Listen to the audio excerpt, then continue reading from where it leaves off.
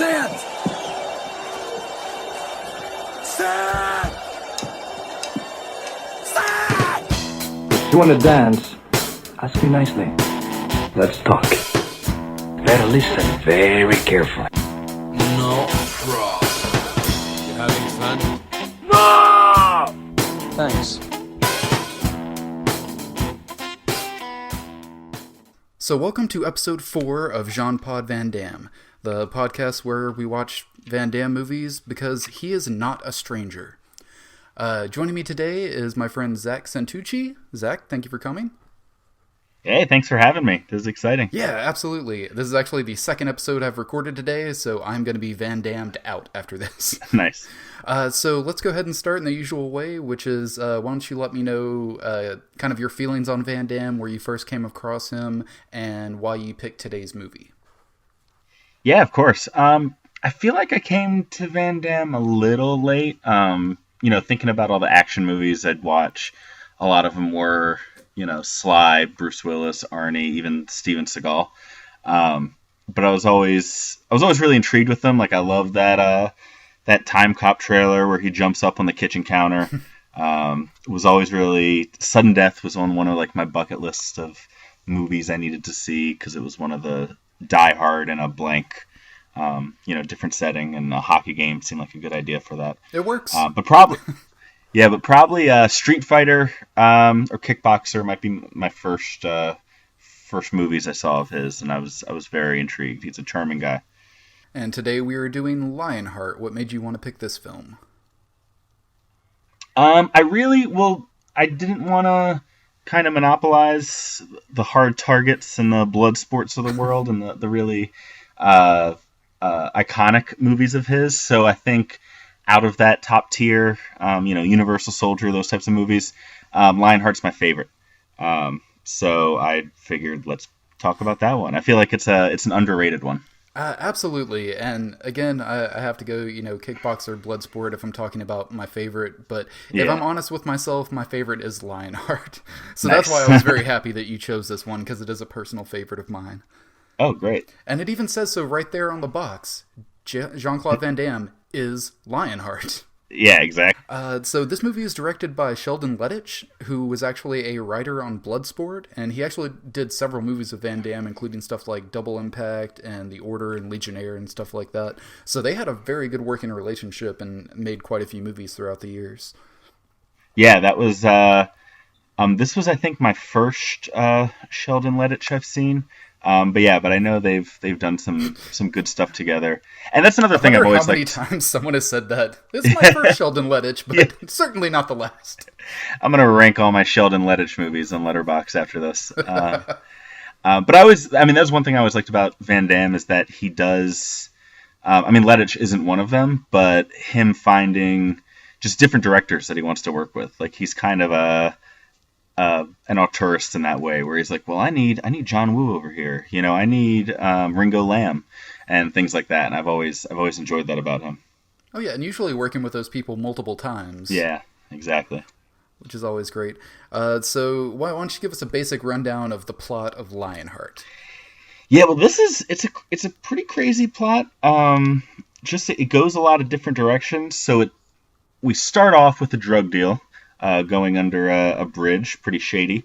One of the drug dealers gets mad because it turns out the drugs are sugar. He pours gasoline on a guy, sets him on fire. Flash forward to Djibouti, where I do love the fact that there is a dude on fire in the first 3 minutes of this movie. it just goes right for it, right for the jugular there. And so it cuts to Jean-Claude Van Damme in Africa as part of the French Foreign Legion, which, he's done that before, and I've always been interested in that. Me and my buddy in high school, we were like 30% serious about joining the French Foreign Legion. We thought it might be a fun experience. But obviously, not according to Lionheart. Yeah, no. They put him,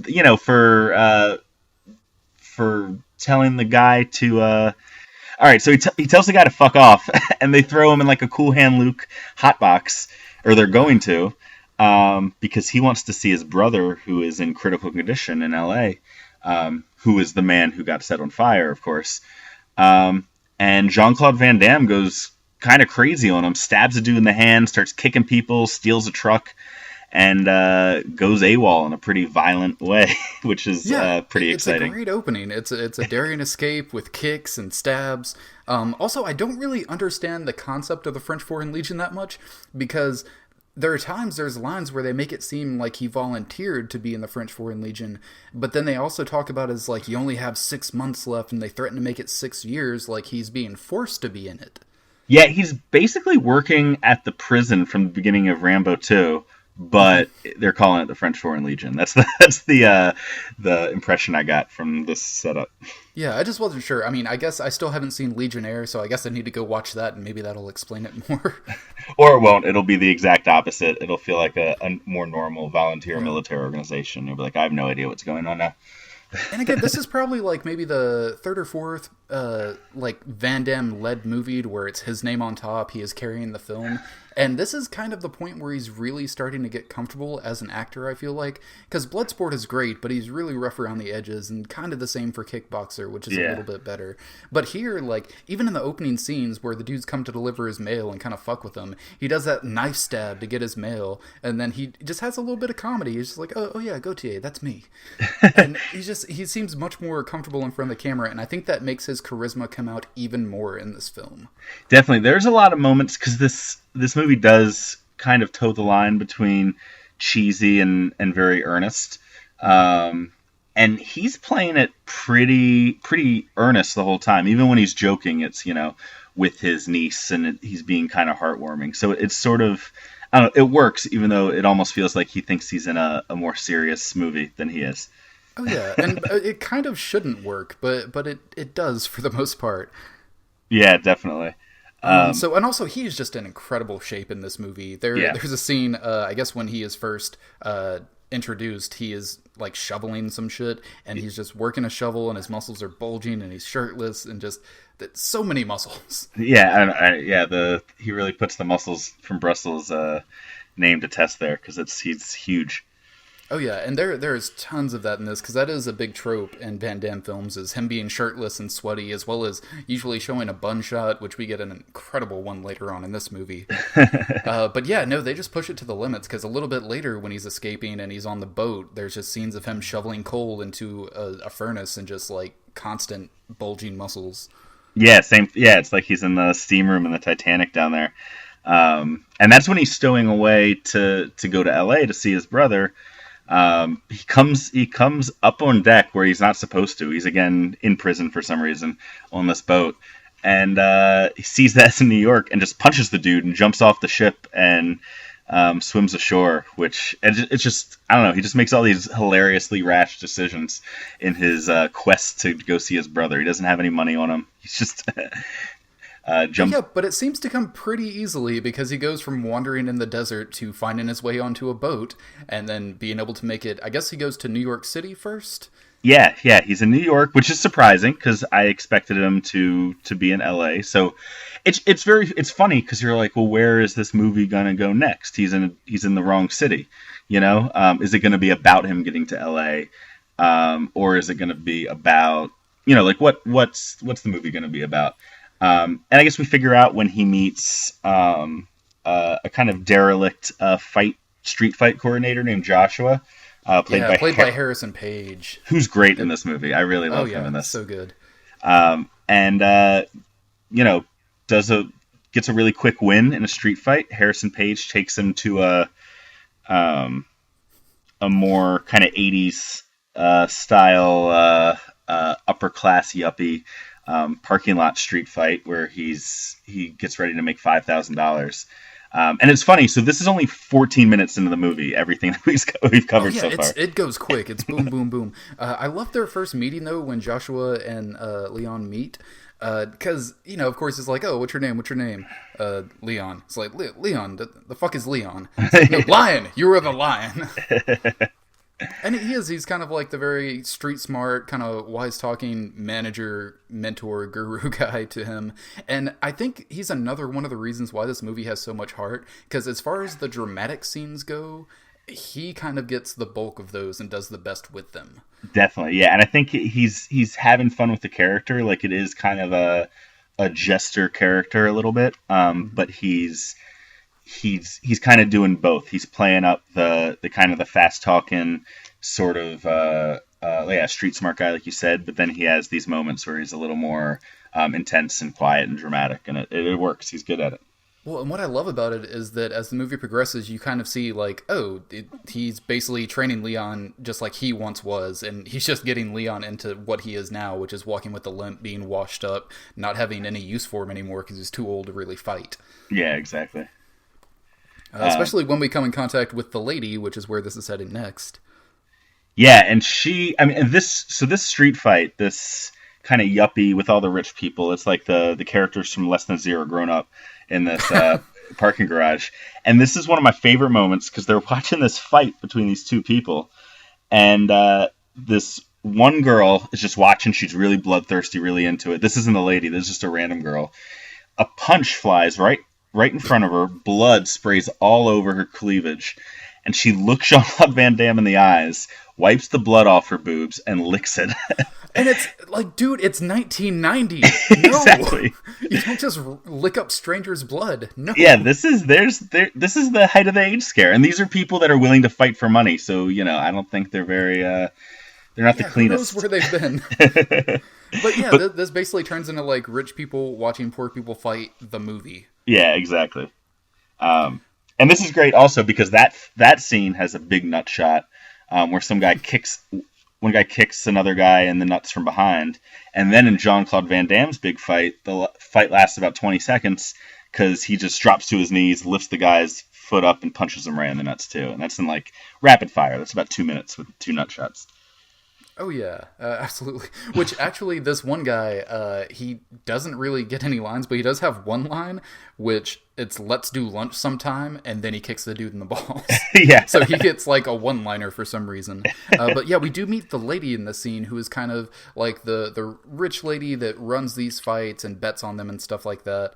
And she, oddly enough, kind of looks like my stepmom if it were 20 years ago. That's very interesting. And she, I don't know if your stepmom was the same way, but she's really into Jean-Claude Van Damme. She is all I don't about. know, I've never asked her. But she's, this woman wants him to fight, thinks she can make some money off him, and is trying to get into his pants the whole movie. Yeah, exactly. So he kind of has to show what he's got and everything. He's got to fight for her. And it's the same guy that had that beautiful "Let's do lunch sometime" line. And he has the line, I don't know, is like, "You're kind of pretty. I don't know if I want to fight you or fuck you." And I'm like, me either, man. Me either.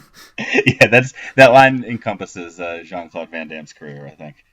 Oh yeah, and especially his movies, because all of these 80s and 90s macho action pictures, there's always kind of like the gay subtext underneath, and it's just always his muscly men, sweaty men wrestling with each other, trying to prove who has the bigger dick. Yeah, exactly. So then he wins $5,000 just for kind of punching a guy in the nuts. And he's really... That's a good day's work. Yeah, exactly. He does it pretty easily.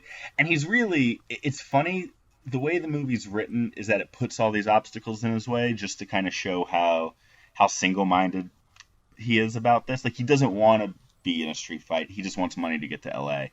And it sets it up kind of in very, like, economical ways. So then when he's like, I have my $5,000, I can get to L.A., I'm fine. And then he almost gets mugged. So he kind of thinks... Mugged from, I think, the gang from the Warriors. Yeah. It's a prototypical version of that, but yeah. Yeah, exactly. Just like just 6 African-American men in like no shirt with like a jacket over top of it and like berets. Like it's a strange look. But they're all carrying pipes and shit like that. Yeah. And he's like, all right, so I need Joshua. He's street smart. He'll help me. So they go to LA together. Which actually also Joshua's only fight scene really in the movie, because he gets to kick some ass too. He beats up a dude with a phone. Yeah, I was really surprised because I wasn't really paying attention. Like the first time I saw it, I didn't notice that, and then on rewatch, you kind of see him in the background just beating up this huge guy. Like the guy that first talks to him, that's the guy that Joshua takes on, and he's doing a good job. It shows his previous fighting chops. Yeah, exactly. And they always have some good lines in there, just basically saying like, "Oh, you're not going to do shit," and just like, "Oh, you need to use the telephone." Yeah. As it's hanging from the guys. But yeah, no, it's a good fight scene, and again, it kind of adds to the mythos of Joshua. Pretty much used to be like Lionheart, and now he's just washed up. But he's basically turning Lionheart into what he's become. Yeah, exactly. But then we immediately cut, and we're just like, now we're in LA, and my brother's dead, and there's sexy, sad saxophone music everywhere. Yeah, and then you think, okay, so there's gonna be a revenge movie, and he goes to the doctor and he says, "So did they catch the guys?" And the doctor goes, "Yeah." And then that's it. So, okay, I guess it's not a revenge movie. Well, that's the thing, because that's another trope in his movies, is that he has a personal vendetta against the bad guy. He killed his brother, like, hurt his family, or did something to him. But no, like, this is just completely superfluous. It just kind of happens to be that, like, fighting's the only way he knows to make money, and he needs money to help his now widowed sister-in-law and their daughter. Yeah, who I understand she's heartbroken at the death of her husband, but she's really ungrateful for the arrival of Jean-Claude Van Damme. I think she's, "Oh, so you finally decided to grace us with your presence." And it's like we saw everything Jean-Claude Van Damme had to go through to get here. And I don't know, it's a little troubling. But then she warms up to him, so I guess it's okay. Well, he also could have mentioned it. It could have been like, "I fucking almost died in the desert trying to get here. I shoveled coal in a ship from Africa all the way to New York, and then I fist fought to get from New York to LA." But also, I think it's brought up later that the reason she was mad, or maybe in this scene, that it was because she thought that he got her husband on drugs. They got him into that ended up getting him burned. But apparently, Van Damme just took the fall for his brother so he wouldn't go to jail. But apparently, that's what caused him to go to the French Foreign Legion. So I don't know if that was like a punishment that he had to go do. That's why I'm saying I don't understand how the Legion works. Yeah. I mean, maybe, I don't know. Maybe he's like in the prisoner corps of the French Foreign Legion, like the Dirty Dozen style, and the rest of it's fine. We'll have to find out in Legionnaire what the politics of the FFL. I'm pretty sure that's a sequel to Lionheart, so Yeah, we'll go with that. So she pushes him away. So then we get to see Van Damme get drunk. Yes, that's a great trope. And he gets like fall over drunk. And ends up in the lady's limo, and wakes up in a bed in her double apartment. I don't know what the deal is with that, but she's got like two apartments right next door to each other. She wakes up, she comes on to him again, and then we get a really superfluous makeover scene. Yeah, we did skip over. There are the Van Damme bun scene, like eat your heart out, Bloodsport. This is just like a full 10 seconds, just like flexing in the light to it. But yeah, it's fucking JCVD's Pretty Woman all of a sudden. He comes out modeling outfits for her. It's really strange because they're trying to set something up that doesn't really pan out, but I guess from a storytelling perspective, it explains how he has clothes. And so then he decides that he's going to fight for her, which is weird because everyone's like, "Oh man, you're a great fighter," but literally all they've seen him do is punch a guy in the nuts real quick.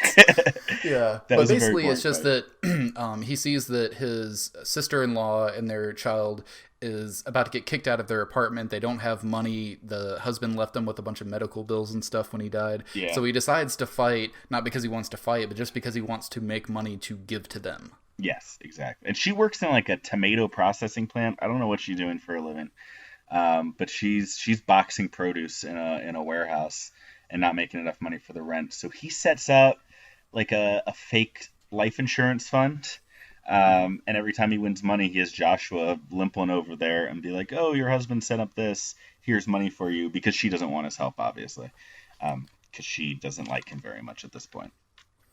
Yeah, so I mean, it's a kind gesture. It just goes to show like what a nice guy Leon is. Yeah, like what a good guy he is. There's a lot that ends up being, I think, the theme of the movie is that he's the most decent person he can be. That kind of it becomes his character. Well, I guess you gotta do something to kind of like, put some balance to him beating the shit out of everyone. Yeah, and they do a good job of making it feel very necessary. And then it's a fun kind of grouping of fights in a row, and it does the little So this is almost kind of like a tournament thing with different fighting styles, but, just in singular fights. But yeah, he fights all different kinds of people. Like, there's a biker fight and with like a Scotsman. Yeah, that one's pretty cool. And there's in that drained out swimming pool, he fights a guy that looks like Vega from Street Fighter. That's my favorite one. And I actually discovered this because I recently bought a copy of the film Black Eagle on DVD. Okay. Which is kind of a lesser Van Damme film. I think he just plays the bad guy in it from the late 80s. But on the cover, I noticed that the picture looked odd, but it's an image from Lionheart from that pool fight where he's in the black one-piece bathing suit and he has the scratch marks on his face. Oh, nice. And that's a revealing bathing suit, too. Oh, yeah, but what it is, it's just like from the torso up, but what they did to make it different for the Black Eagle cover is put like a big black eagle tattoo on his chest that they photoshopped in. That's great. How's the Photoshop job on it? Not good. I looked at it, I was like, what is that from? That looks really familiar. The scratches threw me off, but I rewatched this and I was like, oh, that's where they got it from. They just did as little as possible to make it look different. Oh, yeah, I just pulled it up. Yep, I see that. That is definitely the same onesie. Very nice. It's a damn good onesie. But yeah, I think that's probably my favorite fight of the movie is the half-drained pool. Yeah, I think so too. And then it has that little element of danger because most of them are kind of montage to just him mostly winning his fights. And then this one, he almost gets drowned. He gets kind of the guy gets the better of him for a little bit before he wins. So that's a pretty good fight in that way too. Oh yeah, and pretty soon after this, he discovers that he has a broken rib. Which, I mean, go figure, because we just see his ribs get worked on in almost every single fight in this movie. And he's doing this all within the span of, maybe a month or two? Yeah, it's got to be pretty quick. And I was trying to figure out, so did he hurt his rib? So eventually the French Foreign Legion shows up and is spying on his, his sister-in-law and niece. His niece played by, Family Ties is Ashley Johnson. Wait, wasn't she in Growing Pains? Or was it Growing Pains? I forget which one. I think it was Growing Pains, but yeah, she has grown up and done some stuff too, I think. Oh yeah, Family Ties. I know I've seen her on episodes of like Tabletop and stuff recently. Yeah, I always confused the title of those. So yeah, it's Growing Pains. It's the one with Kirk Cameron. Yeah, but no, she is adorable in this. She's an adorable little girl. It totally works for the movie, even though it is just sentimental crap. Yeah, exactly. They eventually find him because he's also like watching his family from afar because he loves his. He's being a bit of a creeper, though. He is. He's standing in a hoodie in an alley, staring at his niece, a little 5-year-old riding a bike. Girl. Yeah, and then there's people like in an apartment building watching like somebody needs to call the cops on this village of pedophiles that are hanging out across the street. Yeah, and one of the two guys from the Legion that is following him is Michael Cassie, who played Tong Po in Kickboxer. And did some roles in his other movies. Yeah, I just noticed that earlier today when I was looking up stuff about the movie. I was like, I recognize that. And oddly enough, the guy that plays Attila, the big bad at the end, is apparently Cassie's brother. Oh, interesting. Yeah, which is weird because, I guess they do kind of look alike, but at first I thought it was Cassie playing Attila, and I was like, no, he's far too big. Yeah, exactly. Oh, apparently, I just went to the IMDb. Apparently, Billy Blanks is in this as well. Is he? As an African Legionnaire. He must just be in the background. Or he must be one of the guys he beats up when he breaks up. Oh, in the opening scene. Yeah. Interesting. Man, I need to go back and look for Billy Blanks in this. Yeah, exactly. But what I think you were going to say is that, yes, he does actually break his rib during this confrontation with the guys from the Legion. Which is weird. Because they throw him against a wall, I guess. But yeah, he's been getting the shit kicked out of him. But I think he, hits a wooden plank somewhere and then it breaks a rib. Yeah, where Tong Po always got the better of him, so, it makes sense. That's true. As we learned in Kickboxer 2, Tong Po killed him, so... Yeah, such that's kind of how they deal with people in that franchise, though, because he gets killed kind of in a flashback, somewhat off-screen. Yeah. And then in Kickboxer 5, when they replaced Sacha Mitchell with Mark Dacascos, they kind of killed David Sloan in silhouette in the opening credits. That's hilarious. I haven't seen 5 yet. It's not really worth it, to be honest. Yeah, so you mentioned Attila. So, the lady who's such a campy actress. She's like Sean Young in Ace Ventura in this movie. Oh, yeah, totally. And like I said, she also kind of reminded me of my stepmom, too, just because of the way she acts. That's funny. So she finds this guy Attila who lets other fighters beat the shit out of him before he breaks their necks. Because he Apparently, can't feel it, apparently. yeah, like that's his thing. So she shows a video of him fighting to some investors in the fight, some, the league commissioners. I don't know exactly what these people are doing, but she shows it to them and cuts it before it shows him winning in order to get Jean-Claude Van Damme better odds so she can bet against him and make a bunch of money off Which, it. in theory, sounds like a smart move, but the way it's done is so amateurish. Like, I'm surprised none of those guys were like, well, he took a couple of hits, but he wasn't going down or anything. Why did the tape stop all of a sudden? Yeah, well, she does make a comment before. She's like, it took a lot for me to smuggle this out. And then the tape kind of like degrades at the end. So I guess there's a solution to that. But yeah, it's really, if this guy's such a big fighter in the underground fighting community, you think people... Yeah, why would he be so big if he got his ass kicked all the time? And it looked like he was just fine, getting hit a couple of times. Yeah, exactly. He just like scowls and flexes. And one thing I did like about this movie is that they got the odds right. So at when it's time to bet on him, they show that Lionheart is paying out 1.5 to 1, and Attila's paying out 3 to 1, which would make sense. There's no way to arbitrage that bet, and I don't know why that meant a lot to me, but it was exciting to see that someone put some thought into it. Well, I guess usually something like that it would be ridiculous looking odds. Exactly. And they wouldn't even bother to actually do the math on it. I'd half expect it to be like 10 to 1 versus 2 to 1, and then like, we should probably just bet on both people. You're gonna win money. But yeah, no. So obviously through all these fights and the altercation with the Legion guys, Leon does have a broken rib now. Yeah. And now he's about to fight the biggest, baddest guy of his career. And the lady is basically doing it as a setup so that she can bet all of her money against Van Damme and get paid. Which is apparently, we learn, is what she did to Joshua as well. Like, brought him up as a fighter and then put him up against someone she knew he couldn't beat and bet against him. Right, exactly. And and this is where it really starts to become clear, because he starts saying, she's going to do to you what she did to me and stuff like that. And, they don't get into the details of it, but it's very, like I said, very economical way to kind of tie those stories together. Kind of goes... Well, I do just want to say, when we are actually introduced to Attila when he comes up, I love that he just has a little kitty cat that he's holding. Yes. Like, he's just a big old softie. I thought it was adorable. He comes off that plane, and he has a kitty cat. He's this huge mutton chops. He's a very, he's a fun-looking final boss, at the very least. Oh yeah, extremely intimidating. So it's basically just this dude's muscle and brawn and just sheer size versus the Lionheart's just big old heart. Yeah, and at this point, the French Foreign Legion has talked to the lady, and they're like, well, we want to take him. And she goes, wait till after this fight. She's probably, I guess she's going to give them some money. They don't really say, but he's like, we just want to see it happen, because apparently they're very angry at him. They just want to see him get his ass kicked. It's also around this time that we get, I guess, kind of another trope of Van Damme movies, which is an awesome, like, 80s dick rock song, Yeah. which is the song No Mercy in this movie. Yes, that is pretty great. And then at this point, also, and just to make sure everything's cool, his sister-in-law knows that he's been giving her the money. She's fine with them. They're holed up in some house. I'm not exactly sure whose house it is. Oh, it's the house that the lady gives him, right? Isn't it? Oh yeah, that he's been training in and stuff. Because he has to live like a fighter. He didn't want to stay with her. Yeah, he had to live like a fighter. Something I really like about this movie, it would have been so easy to move into like, oh, well, they're going to hook up now. Like, of course, they're falling in love. Like, it was my brother's wife. Now I'm just going to take over and be this girl's father and everything. But they don't really do that. There's a little bit of tension between them, kind of like a little bit of sexual attraction. But They never kiss. They never, like, hook up or anything. The most they do is, like, hug at the end because they're all a family. So I thought that was kind of classy.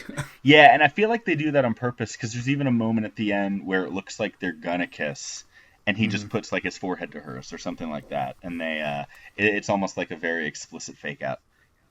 Yeah, because it would have been a little gross. Yeah, it's like, oh, my brother just died. I guess I better get in there in his role.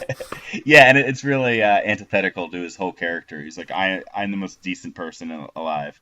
I will fight to give my niece a bike and travel the world to see my brother before he dies. It's like, hey, I got to get something in return, right? Yeah, exactly. Just give me the wife. Yeah, he doesn't even hook up with the crazy lady that's trying to exploit him. Which also, I had completely wrong. I remembered him actually doing that, but I was wrong. I guess maybe I just thought because he woke up naked that maybe, like, he just passed out and she just had her way with him or something. Yeah, I kind of expected that to happen too, but that didn't. But yeah, so then he's fighting the guy, and this is the part that's a little weird, because we see Joshua doubting who to bet on, because he knows that JCVD's hurt. And he knows what happened to him, so he kind of assumes something's up with Attila. And you find out during the fight, as Lionheart's getting the shit beat out of him, Joshua is like, I did bet all the money on Attila, just throw it. And that really pisses off Lionheart. Yeah. And the fact that he's not going to get money out of it, which is interesting to me, is what gets him the strength to keep on fighting and finally beat up. Well, yeah, he has the line, which is wrong bet, before he goes and kicks some ass, which is apparently was the original name for the movie, or maybe is a name in one of its foreign releases. Oh, spoiler alert. Here's what I'm kind of confused in. I wasn't sure if that was all real or not, because you do have that thing where Joshua doesn't know what to do. Yeah. I figure he probably does bet against him, but I'm not sure if, because Lionheart mentions that he pulled out all of his money out of the bank to bet on himself. I'm not sure if he had already done that, or if that's the money he gave to Joshua. So I'm not sure if he still got money from this, but also I'm not sure if Joshua was just saying that to get him to stop fighting, to be like, look, I bet against you. If you just stop fighting, we'll get all that money. Yeah. Or if he actually did. I mean, he probably did bet against him, knowing that character. Yeah, and he does. I thought this was funny. I think it's just I feel like it's a little lazy, because I feel like it was just the same audio repeated. But Joshua has the line, he's gonna kill your ass. Don't you know that? 3 times. Oh, yeah, over and over again. In like a 2.5 minute span. Don't you know that? This dude's gonna kill your ass. Like, over and over, and it just stretches out. But it's kind of awesome. But this fight is just kind of awesome. Yeah, it's headbutts, a bloody one. Foot stomps, rib and leg hits. Because Attila, during the fight, finds out, like, oh, you're hurt right there in your ribs. He, like, points to it, and he's like, I'm gonna hit that spot again. Yeah, he, like, smiles and is like, oh, yeah, and starts punching it. Yeah, and it's a nice like knockout drag down fight, and then finally Jean-Claude Van Damme gets the better of him. The French Foreign Legion, they see it happen, and they let him say goodbye to his family. Well, also very much like Bloodsport, by the end of that fight, those dudes kind of like had respect for him again. They were clapping for him and stuff. Yeah, which was weird, because the whole reason they're attending the fight is because they want to see him get his ass kicked. But his heart is just too big, man. They can't deny it. Well, and this ended up being a strange thing, because so he says bye to his family, and he's leaving with the French Foreign Legion, about to go back to the airport, and they just stop the car, because they see the love that, like, the little girl has for him and stuff, and they're like, you know what, just get out. And he goes out and gets to run back to his family in a kind of a story fake out at the end there. Which is lovely, and I have to admit, no matter how many times I've seen this gets me every time. Like, I tear up. I can't help it. Like, this whole thing when he's leaving and then he comes back, it's just so... It plays with your emotions so well, but it doesn't make a lick of fucking sense if you think about it. Like, okay, if they were gonna do that, why didn't they just, like, leave him there? Why'd they have to drive up the block and then let him out for a triumphant return? Because obviously they had decided it. The guy just stops the car without them saying anything, so they already had it planned. Yeah, exactly. I don't know when they set this up. Maybe they bet on Van Damme, and just got a big windfall, and they're gonna defect from the French Foreign Legion too. They don't care. That's a good anymore. idea. And also, yeah, if they are just letting him go, what are they gonna do? They got sent out there, went through all that trouble. They're just gonna tell the general guy, like, oh nope, sorry, we couldn't find him. Like, no, they're gonna go into the hot box if they do that. They're probably like, wait, have you seen Growing Pains? This girl's really cute, and I think she needs him around. I can't resist. She gets me right in my Legionnaire feels.